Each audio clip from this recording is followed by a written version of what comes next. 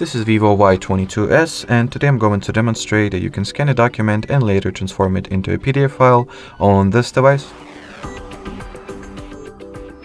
So in order to do that, I'm going to use the free Google app that is called Drive. It usually comes pre-installed with the system, so you will, in most scenarios, you will not even have to download the app. But in case you do not have it pre-installed, just get it for free from Play Store. Then launch the app.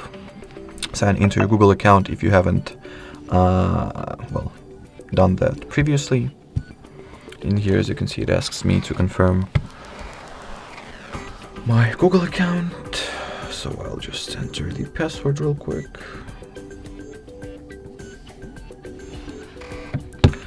Once in the app, tap on the plus sign, then scan, grant Google Drive the camera access.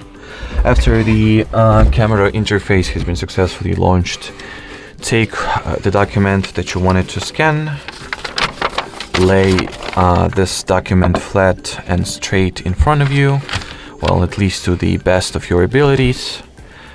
Then take a good photo of this document, make sure that it occupies the whole viewfinder space. Then check the result. Make sure that you're satisfied with it, since it will serve as the base for our future scan. If the scan is something that you are ready to go further with, tap on OK. In here, crop the original photo to your liking. I'll trim off the excess paper, for instance, and generally we'll resize the crop, because the way the system automatically cropped it, it just trimmed off the majority of the document. So that's the scan that I will have in the result. Tap Save.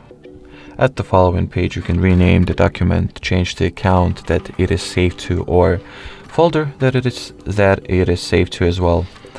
Then tap on the Save option. Here we have our document getting uploaded to the Google Drive.